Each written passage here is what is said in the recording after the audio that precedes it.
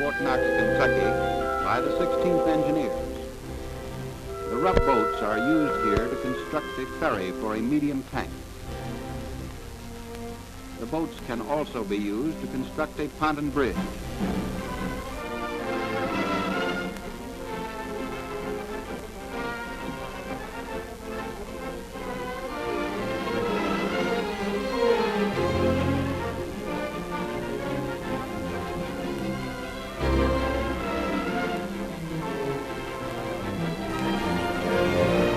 A medium tank is now driven off the bridge.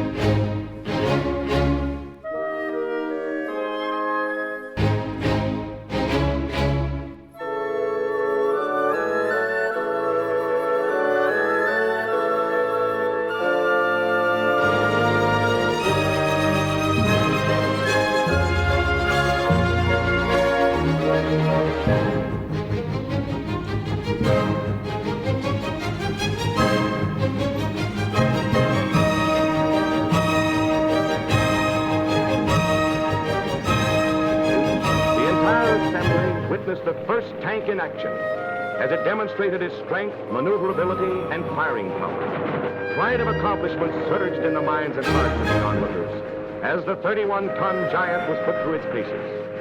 Here was a giant weapon for streamlined modern warfare.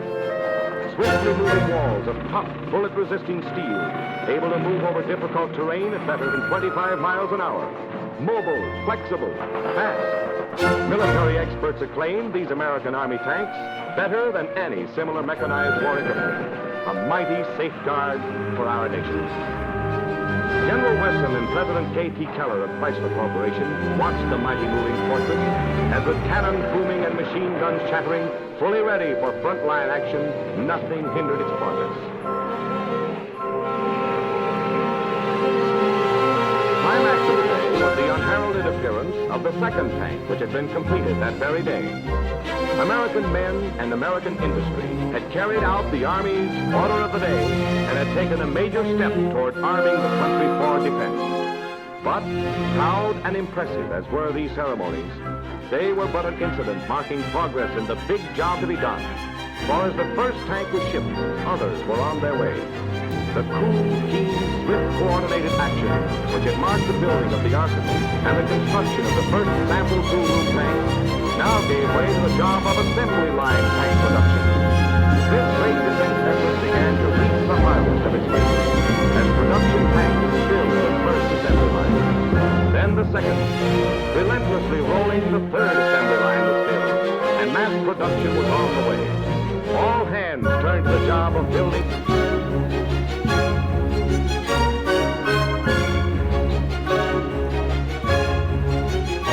Take the second security point.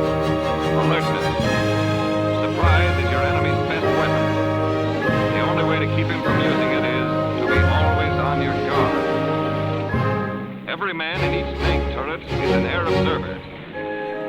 Tanks must never bunch up like a lot of cows with their tails to the breeze. If they do, they give the enemy a target that looks as big as the broadside of a barn and twice as inviting. If a bomb misses one tank, it is certain to hit the next in line, and it may damage more than one. Keep your proper distance. During daylight, that is at least 75 yards.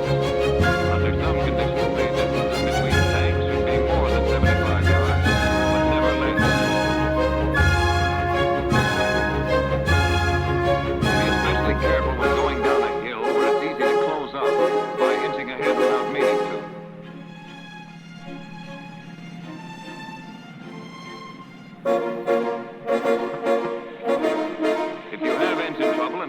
out for repairs, move far enough away not to bunch the rest of the column. To avoid confusion and perhaps a dangerous general halt, signal the rest of the column to continue the march. And when your tank has been repaired, don't try to catch up to your former position. Wait for a halt, then rejoin your platoon.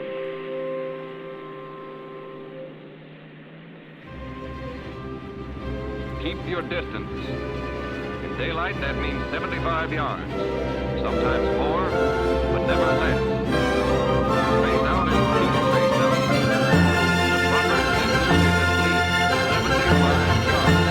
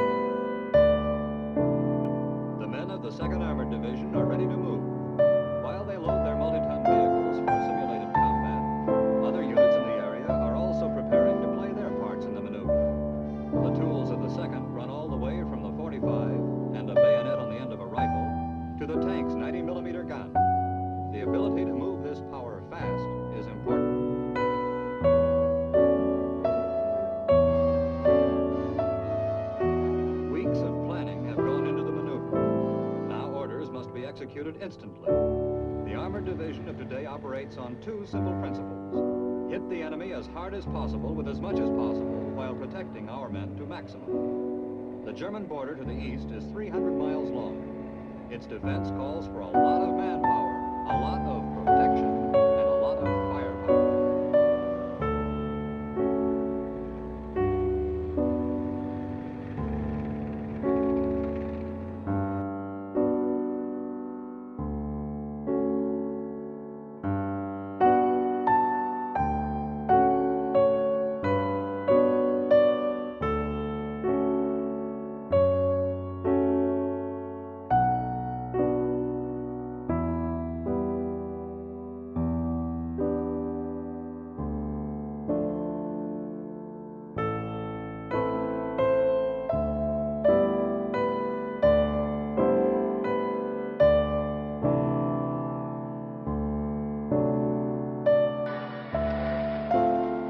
This is the constructive member, a combat engineer vehicle. The M67 is equipped with a flamethrower.